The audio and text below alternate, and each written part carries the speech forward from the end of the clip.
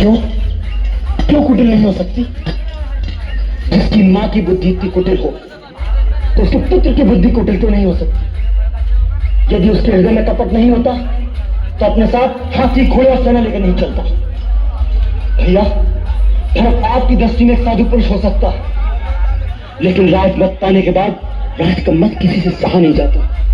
अरे मानो तो क्या, इंद्र जैसे देवता भी राजमत के नशे में चूर होकर उसी तरह अनुचित भूल जाते हैं। आज राज शक्ति के नशे में भरत को अंधा कर दिया है, तो वो आपको निस्सहाय और बेसहारा समझकर आपकी हत्या करने आ रहा है। नहीं लक्ष्मण नहीं, आपको मेरी सौगंध है भैया, आज मुझे मत रोकिएगा।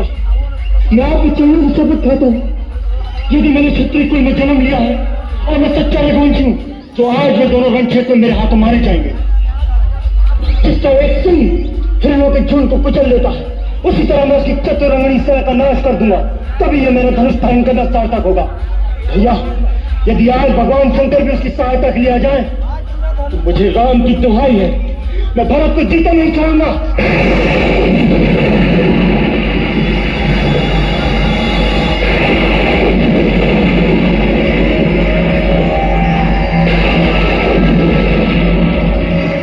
सावधान लक्ष्मण, सावधान।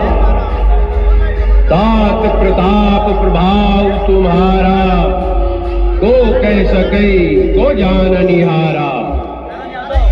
तुमने भरत को मारने की जो प्रतिज्ञा की है उसे तुम निश्चय ही पूरा कर सकते हो, किंतु वेदों और विद्वानों का कहना है कि मनुष्य को कोई भी ऐसा कठोर कर्म करने से पहले उसके उचित या अनुचित होने पर विचार अवश्य कर लेना चाहिए। कोई बड़ा और महत्वपूर्ण कार्य बिना सोचे समझे अकस्मात नहीं कर देना चाहिए, जिससे पीछे पछताना पड़े।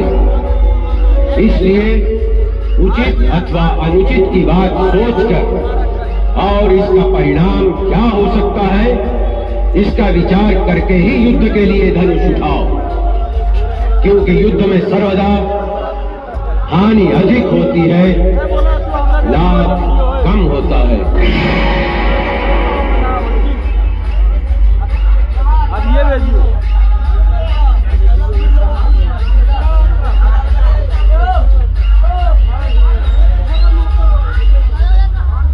लक्ष्मण, श्री आकाशवाणी सुनी तुम?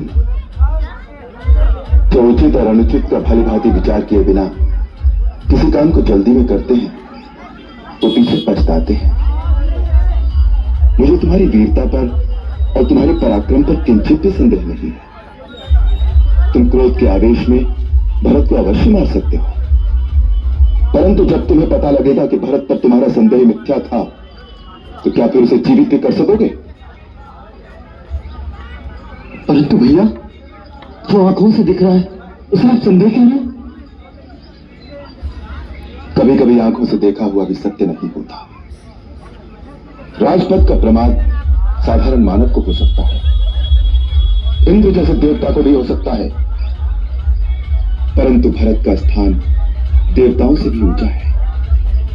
वो एक महामानव के रूप में महानता की परिसीमा है।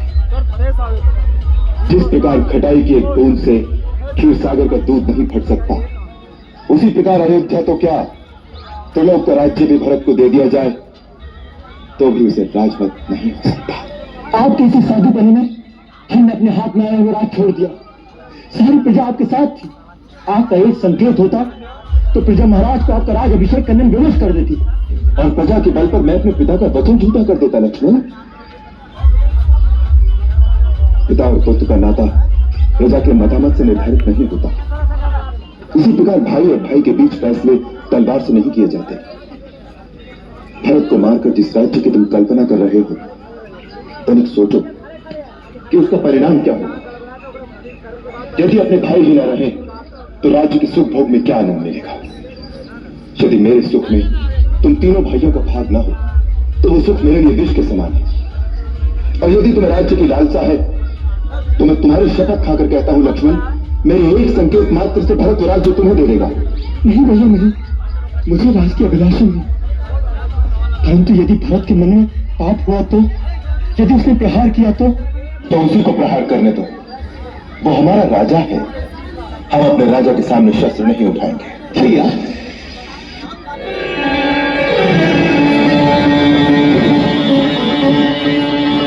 भैया भैया मैं आपकी शरण में आ गया हूँ। भैया आपकी शरण में आ गया हूँ।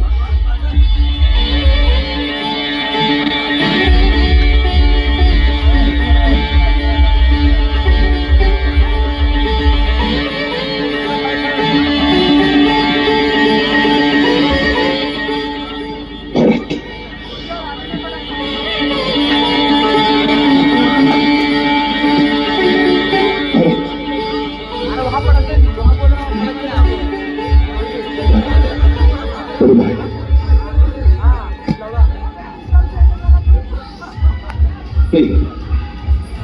जिस पापी के कारण आपकी ये दशा हुई है उसे भाई मत कहिए। मैं अब इसका अधिकारी नहीं।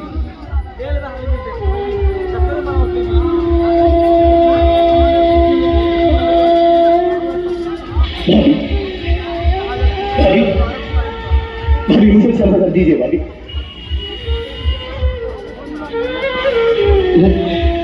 मैं एक निर्लज की भांति आपके सामने आ गया।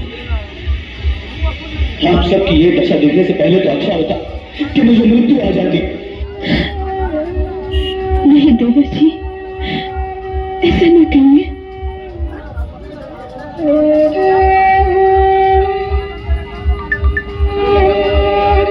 प्रणाम भैया प्रणाम। नहीं लक्ष्मण, मैं इस योग्य नहीं कि तुम मुझे प्रणाम कर। मेरे मन में पाप नहीं, मैं स्वयं मूर्तिमान पाप हूं, जिसके कारण भैया भाभी तब तुम्हारी ये दशा हुई है। ऐसे पापी को प्रणाम मत करो। मुझे माफ कर दो भैया, मुझे माफ कर। मेरे मन में आपके लिए दोष आ गया था और मैंने आपके ऊपर धनुष उठाया। तो वो बाण चलाया क्यों नहीं पगली?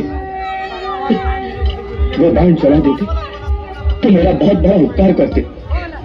फिर मैं भैया के सामने अपने कलम की मुंह लेकर तो नहीं खड़ा होता। मेरी कुल घातिनी माता के पापों का मुझे यही दंड मिलना चाहिए। भरत, माता के लिए ऐसा शक्य है पाप है। तुम तो धर्म के अवतार हो। मेरी कैकट माता के लिए मैं तुमसे ऐसे शब्दों की अपेक्षा नहीं करता। इस परिस्थिति में मेरी बुद्धि मारी गई है। मेरे साथ दोष क्षमा कर दो। मैं अपने पापों का प्रायश्चित करने तो आपकी शरण में आया। धीरे से काम लो। भैया